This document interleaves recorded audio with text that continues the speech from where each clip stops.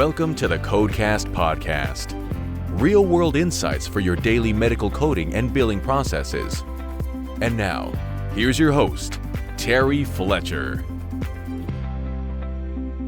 Hello, everyone, and welcome to the CodeCast podcast today. My name is Terry Fletcher. So we are at February 15th. We had the Super Bowl this past weekend. We had hope you had a good Valentine's Day this week and a belated happy birthday to my daughter. So big February month for us. So what I want to talk today about is some of the new modifiers that have come out. And I think a lot of people are a little confused about them. I also want to talk a little bit about some of the new place of service codes that I also think people are missing or are not sure when they should use them or if they even should use them. So let's go ahead and get started and see how much you know or how much you've already been informed of and how much you end up having a moment like, oh, okay, I didn't even know that. And believe me, that happens to everybody. As updated as I like to think I am, 1 minute you're updated and the next minute something else is published and you're looking in the rearview mirror. So let's go ahead and get started. And I wanted to start with a modifier FT. So F as in Frank, T as in Terry. What is that? What that is that's a new HCPCS modifier. So it's for Medicare. And it is for critical care in the global period. So let me explain. It was on the final rule, and it's now in the Medicare manual. It was also in the transmittal.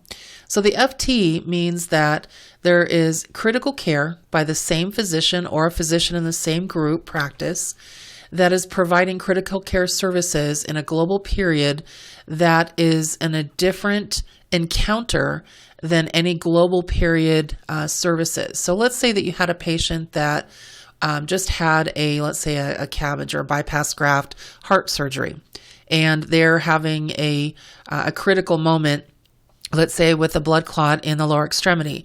And so the vascular surgeon who did not do, let's say the cardiac surgery, runs over to try and, figure out what they're going to do with the DVT and stabilizes that patient. Well, that's going to be FT for that critical care as long as you hit, still 30 minutes, you still have the time threshold.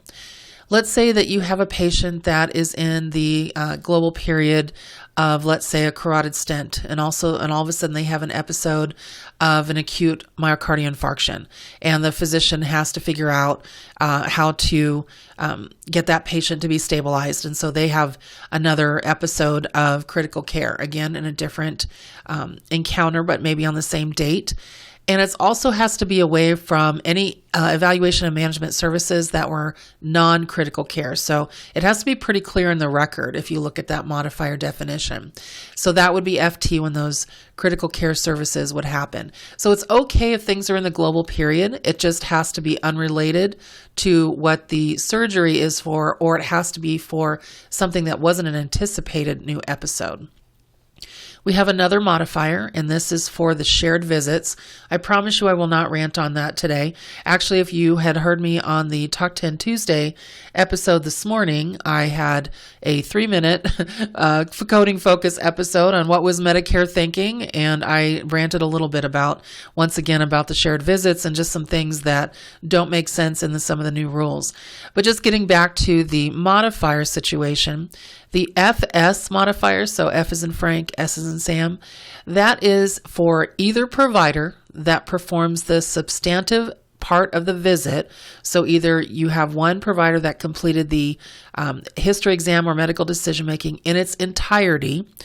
So that means no help or assistance from any of the other provider that was also sharing that visit, or had the majority of the time threshold there. So, and make sure you're not putting the from and to on time. You probably should put the exact time that you spent. I'm getting a lot of providers starting to put a time range. So I spent 40 to 50 minutes. No, you need to have how much time you spent and the activities involved in that time.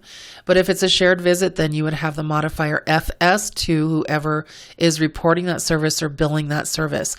Now remember, when Medicare and CMS put out these modifiers, it means that they're tracking. That's why they put out and said, use the 95 modifier for telehealth services during the public health emergency. Because if you read that modifier, it's only for audio and video services, but they want it on everything so that they can track it. And so you always want to keep in mind some of these things when looking at what the rules are saying, because you could end up getting it a little bit incorrect. There's another modifier, and it's Modifier 33, and this is for audio-only services for telehealth, but Medicare had said that they would prefer we not use it because it's a wait-and-see approach on that one.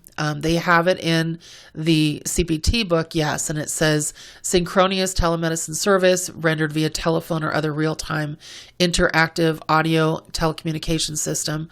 So it's basically an audio only, but it talks about requirements of that communication and making sure that there is sufficient enough information to meet the key requirements of that service. So they're not letting them off the hook for just a phone call. But Medicare has said that for right now, we're not going to, look at this right now because we're still in the public health emergency until April. And so they have not came out and said anything. And so we're going to see what happens with that, but it's not effective for commercial plans until April 1st of 2022. And so keep that in mind, because it's just something that they posted there. So they did put out that it was, I should say it's effective 1/1/2022, but not implemented until 4/1/2022. Then there was also a behavioral health audio only FQ modifier. So remember, behavioral health is something that was in the final rule that's going to stay as an audio only and a telehealth option for patients. So behavioral mental health, which I think is a really good thing. They started there. Now I'm seeing a ton of congressional bills that I think we're up to 11 now, trying to push the telehealth waivers to be permanent. We're going to have some kind of expansion there. I mean, I'm fooling myself if I think it's not going to happen, but right now, it's still in discussion. It's still in argumentative mode. It's still, MedPAC is trying to see if it's a viable solution from just a financial standpoint. Because remember, about 5 to, I think, 8 years ago, it wasn't. It would bankrupt Medicare. And right now, with all the fraud and abuse they're finding, over $4 billion just during the public health emergency, it's causing a little bit of trouble. So we want to make sure that we know the FQ modifier is current. And if you're doing any kind of audio-only behavioral health, you are also being tracked. So keep that in mind as well, because that is something that Medicare wants. Now, make sure you know that every payer is different. They may or may not have added that modifier to their coverage modifiers. I like how Betsy Nicoletti puts it. She says they're a library of modifiers, and we don't know if they even have a policy. So, and we haven't heard from a lot of the commercial plans yet if they want you to use it in place of the 95 modifiers, if that's what they use. But Medicare has been specific for that specific diagnostic patient, behavioral health and mental health, that they do want us to use that now and even during the public health emergency. So that is something you're going to use. So let's move over now to place of service codes. And one of the place of service codes for telehealth that came out is and also we had one revised, place of service 10. Now it says right in the CPT book that this is, again, effective January 1st, but not available to Medicare until April 2022. But Medicare has come out and talked about this and said that this place of service code, they don't need it right now because, again, we're still under the public health emergency. But what place of service 10 is telehealth provided in the patient's home. So the location where telehealth services and health-related services are provided or received through telecommunication technology, patient located in their home, which is a location other than the hospital or other facility where the patient receives care in a private residence, and when receiving telehealth services. So again, it is in the CPT book, but Medicare doesn't want you to use it right now, which means they did revise the O2 place of service, where this used to be the originating site, and I'm air quoting, just where the patient is generically, but now they call this telehealth provided other than in the patient's home. So again, this also is not going to be available or applicable to Medicare until after April 1st, 2022. Now this place of service became effective in 2017, but it meant something different. So right now it says the location where health services and health-related services are provided and received through telecommunication technology, patient is not located in their home and receiving these services. So you need to find out from your plans if they want you to use that or not, because I have seen when these things come out, everybody makes an assumption that you should be using them, and that's not necessarily the case. So always make sure that you're reading up on that. Otherwise, you can have a lot of times you'll start using something and the payer's like, we don't know what you're talking about. So that's something that has been just really on the radar in the last I would say probably 2 weeks. So something else came out recently, and not only have I had a question on it, but I also had a MedLearn Matters come up on this because it was just kind of an interesting question when it came up for screening for behavioral health. And the question was, does HCPCS code G0444 require the full 15 minutes, or can you use the 8-minute threshold, which a lot of those codes have for Medicare?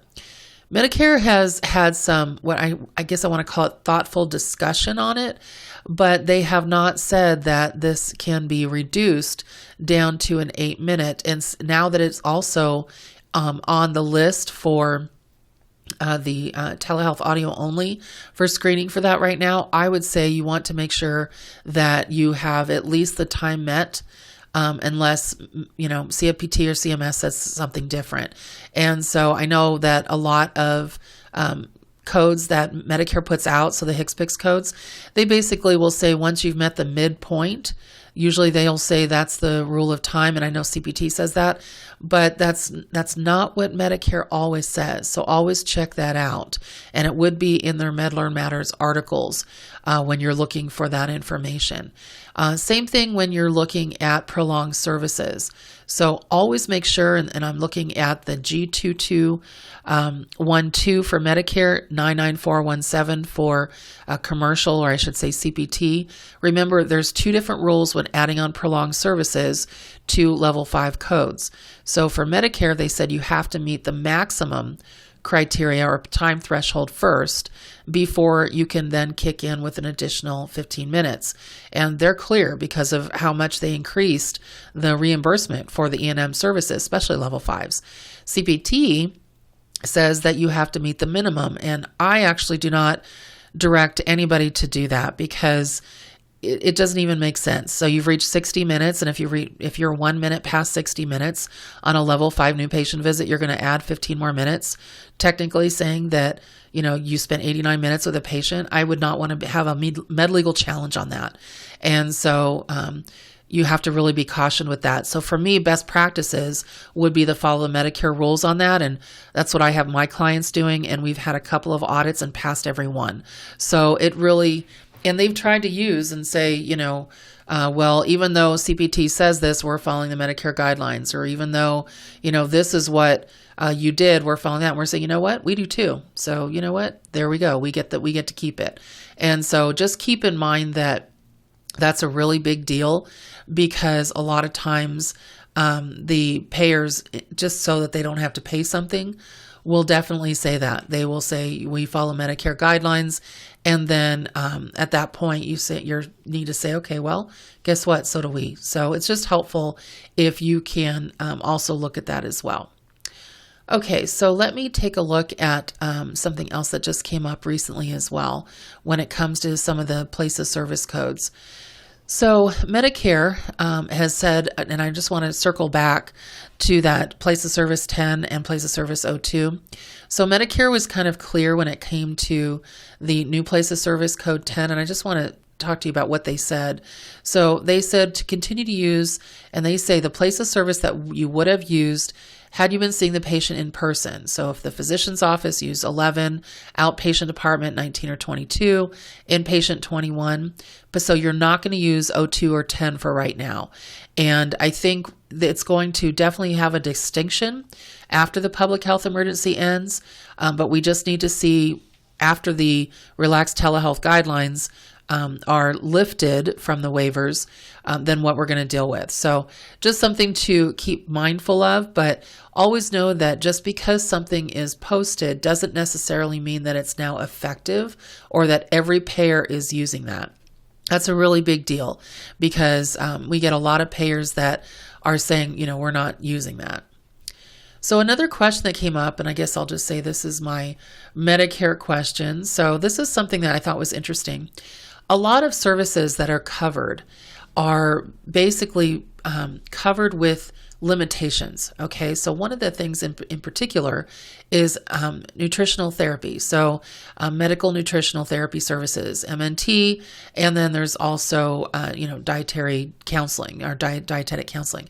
So one of the things that have come up is I see that ever since the public health emergency has started, a lot of practices have said, I'm trying to generate even more money, and they hire a dietitian or they hire a registered dietitian, or they basically try to get their nurse practitioner PA to take some extra courses to try and do some diet counseling or some nutritional counseling with the patient.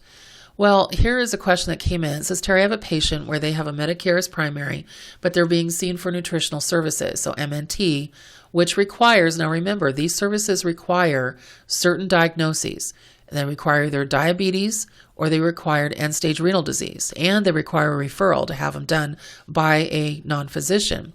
So if you don't have a waiver signed, letting the patient know that it won't be paid unless these guidelines are covered, and then you actually shouldn't even be submitting it. So for the person that's submitting it, they say, well, my secondary insurance might cover it because they're saying that, maybe we don't need this, we don't have the same guidelines as Medicare. Well, if the patient is primary Medicare, you still have to follow those guidelines. So can you submit the claim? That's the question. If you've got a secondary insurance, let's say Aetna or Blue Cross Blue Shield, and you need a denial to see if they'll pick it up. So is this okay to send? The question is, knowing it's going to be denied without a referral and without the appropriate diagnosis codes, just to get an EOB to send to the secondary. I would have to say I wouldn't send that because you didn't meet the criteria of medical necessity with the primary payer, which is Medicare. And to send it in to basically trigger a denial then puts you in that CERT mode, puts you as a target. And at this point now you could be opening yourself for RAC audits and possibly some of the UPIC audits. So great question though. I really appreciate that. Thank you, Misty, who sent that out to me. But we have to really be cautioned when you try to trigger a denial, because you are tracked on denials, and Medicare feels that providers who are getting a high rate of denial are money wasters, I guess, with fund wasters with Medicare. And so you don't want to do that. So make sure that you're not doing that on purpose, that your denials are, when anything you submit to an insurance company is because you anticipate a payment. And we want to make sure that we always keep that in mind as we are, billing for services. Okay, so that is today what I wanted to cover. I wanted to look at place of service and some modifiers and hopefully give you some updates. So I just want to say, please don't forget that we've got some interesting things coming up this week as far as webinar opportunities. So on Thursday with McVeigh Seminars, I am doing a cath lab and PCI webinar at 8 a.m. Pacific time. I'm also doing a EP pacemaker ablations and ICD at 10 a.m. Pacific time. So take a look at that. I have an endoscopy gastro webinar tomorrow. I also have one with AAPC in March 8th, I think. And then also the Telehealth Summit with the NSCHBC there's going to be 9 sessions, 7 speakers. I'm doing 2 of the sessions myself, and that's February 24th and 5th. So make sure you take a look at the NSCHBC.org website. All right, everyone. I hope everyone had a really good weekend. Again, I hope you're surviving some of these high winds. I know it's killing me, and I'm not sick. I just feel like I'm windblown, and it's definitely giving me a hoarse voice. I saw that the Rams coach lost his voice too. We've had very high winds in California for the last 2 weeks, and then when I went to Arizona to visit my daughter, they had the same thing plus the dust. So I'm finally feeling like I can clear my throat, but boy, that has been brutal. So everyone, make it a great day and a great week, and thank you for listening to the CodeCast podcast.